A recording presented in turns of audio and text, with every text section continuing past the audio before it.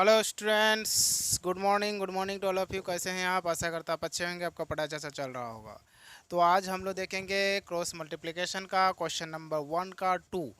इससे पहले हम लोगों ने 1 का 1 देख चुके हैं और उसमें मैंने किस तरह से क्रॉस मल्टीप्लिकेशन का फॉर्मूला ड्राइव होता है, निकलता है, उसे मैंने वहाँ बताया है। ठीक है, अगर आप वो नहीं देखे तो पहले 1 का 1 देखिए। उसमें बहुत सारे कॉन्सेप्ट मैंने बताया है कि कैसे यूनिक सोल्यूशन निकलता है, कैसे मैं इन्फिनाइट मैनी सोल्यूशन का क्या कॉन्सेप्ट होता है। तो बहुत सारे को मैंने बता दिया, नो सोल्यूशन, ये सारे को सारे मैंने बताया।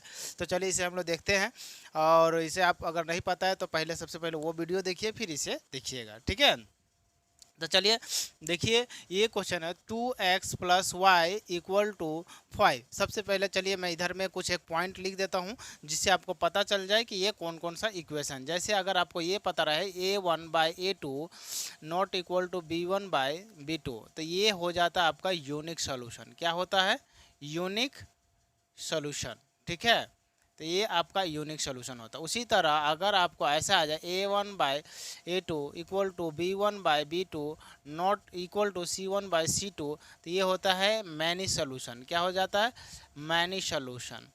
ठीक है, इन्फिनाइट मैनी सोल्यूशन। तीसरा होता है a1/a2 इक्वल टू b1/b2 और नॉट इक्वल टू c1/c2, तो ये होता है नो सोल्यूशन। क्या होता है? ये नो सोल्यूशन। ठीक है, तो तीन सोल्यूशन होता है। तीनों सोल्यूशन को आप अच्छे तरह से याद रखिए, बहुत इंपॉर्टेंट है ये। तीनों को तीनों याद होना चाहिए क्योंकि आप ये क्वेश्चंस बना रहे, तो ये तीनों को तीनों आपका जीभ पर होना चाहिए। ठीक है, चलिए देखते हैं, इसे हम लोग बनाते हैं। इसे तब तक लिखिए और फिर मैं इसे रफ कर दूंगा। ओके, यहाँ पर देखिए, यहाँ पर दिया 2x plus 5y equal to 5। तो इसको इस साइड लेकर आते हैं तो क्या हो जाएगा? 2x प्लस वाई माइनस में 5 अब इक्वल टू 0। इसे हम मानेंगे इक्वेशन फर्स्ट। ओके, इधर में देखिए 3x प्लस में 2y माइनस में 8 इक्वल टू 0, इसे हम मानेंगे इक्वेशन में 2।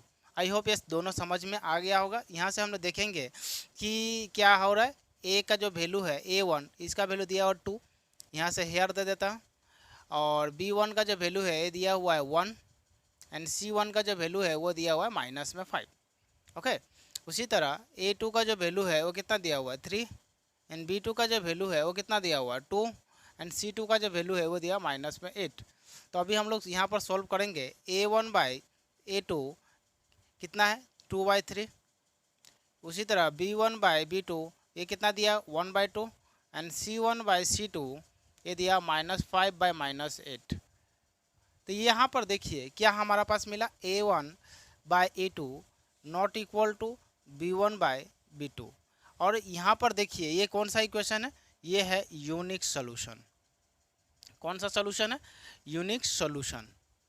ठीक है, देखिए ये वाला पार्ट है, यूनिक सोल्यूशन वाला पार्ट है। अब देखिए क्वेश्चन में जो आपको बोला है, अगर यूनिक सोल्यूशन है तो आगे आप उसको क्या कीजिए? क्रॉस मल्टीप्लिकेशन में बनाइए, अदरवाइज आपको बनाने की जरूरत नहीं। लेकिन हमारा पास यहाँ पर क्या? यूनिक सोल्यूशन निकला। यूनिक सोल्यूशन निकालने के साथ ही आपको ये समझना होगा कि यूनिक सोल्यूशन आया तो आपको आगे भी बनाना है, नहीं आता तो आगे बनाने की जरूरत, लेकिन आ गया तो आपको आगे बनाना पड़ेगा। ठीक है, तो ये आ गया क्या? Unique solution. ठीक है, तो अब हम लोग क्या करेंगे?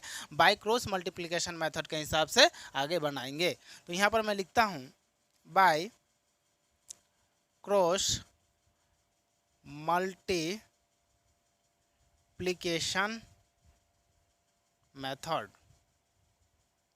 ठीक है, बाय क्रॉस मल्टीप्लिकेशन मेथड के हिसाब से अब हमें इस क्वेश्चंस को बनाना पड़ेगा। अब इसका हिसाब से देखिए, हमारा पास पहले ऑलरेडी हम लोगों ने निकाल कर रखा है सॉरी।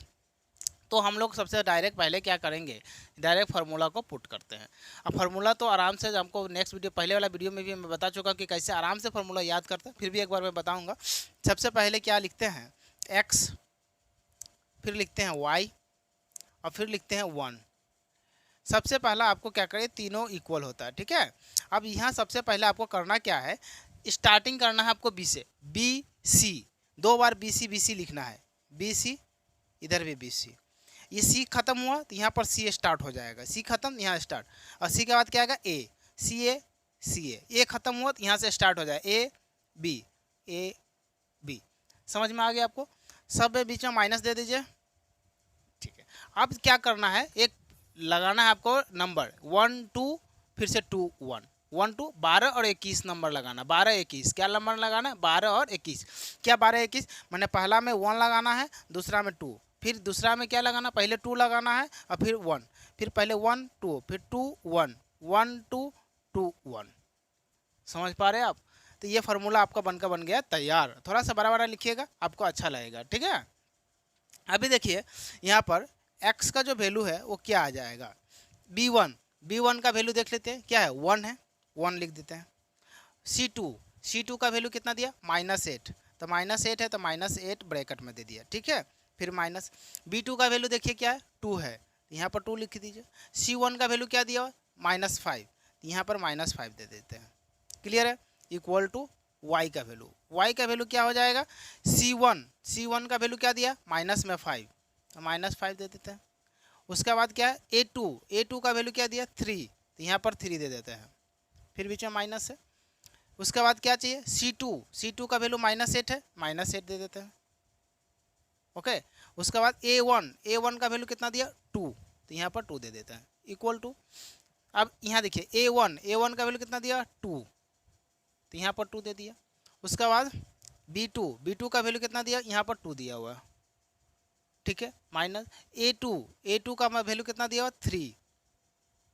उसके बाद b1 का वैल्यू कितना दिया 1। सारा का सारा मिल गया हमारे पास। ये वाला पार्ट मैं अभी रफ करूँगा, ठीक है, इस वाले पार्ट को रफ कर देता हूँ।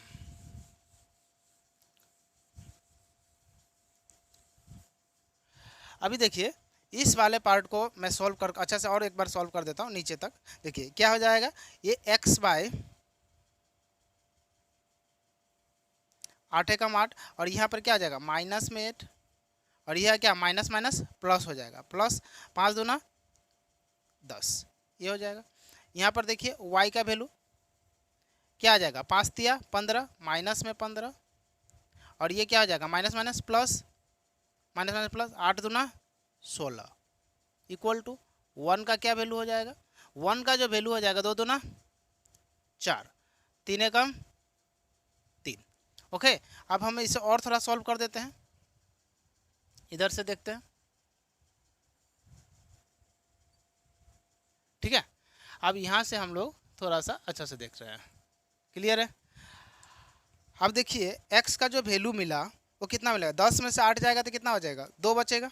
तो यहाँ पर मैं लिख देता हूँ क्या, x का जो वैल्यू है ये कितना मिलेगा, 10 में से 8 जाएगा तो 2, x/2 हो जाएगा, बराबर में y का वैल्यू कितना आ जाएगा, 16 में से 15 जाएगा तो 1, तो y का वैल्यू कितना आ जाएगा 1, और 1 का जो वैल्यू है वो क्या हो जाएगा, 1 का वैल्यू 4 में से 3 जाएगा तो 1। हमारा पास ये वैल्यू मिल गया।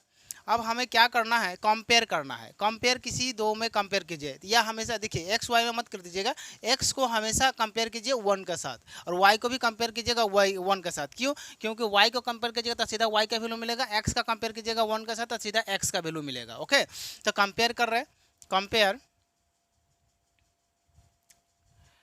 कर रहे हैं किस किस से, x/2 इक्वल टू 1/1। तो यहाँ से तो पता है 1 से इधर मल्टीप्लाई होगा तो x का जो वैल्यू है वो क्या आ जाएगा 2 आ जाएगा। कैसे आया 2 को मल्टीप्लाई करेगा 1 से तो 2 आ जाएगा, 1 को मल्टीप्लाई करेगा x तो x ही रहेगा, तो x का वैल्यू सीधा मिल गया 2। फिर से करना है कंपेयर, अगेन कंपेयर, ठीक है। तो फिर से कंपेयर कर रहे हैं, अब इस बार किससे करेगा, x वाला तो हो गया, अब y वाला कर रहे हैं। तो y का वैल्यू क्या है, नीचे 1 है और इधर में क्या है 1/1 है, तो 1 का तो वैल्यू कुछ है ही नहीं, वो 1 कैंसिल ही हो जाएगा, तो y का वैल्यू कितना आ गया 1 आ गया। तो देखिए x और y का वैल्यू दोनों को मिल गया हमारे पास, और यहाँ पर हम लिख सकते हैं therefore the required value of x equal to 2 and y equal to 1, और यही क्या हो जाएगा आपका कंप्लीट आंसर हो जाएगा। तो आई होप ये आपको समझ में आ गया होगा। क्वेश्चन नंबर 1 का 2 अच्छी तरह से समझ गए होंगे। फिर मिलेंगे आपका 1 का 3 के साथ, तब तक के लिए जय हिंद जय भारत, थैंक यू।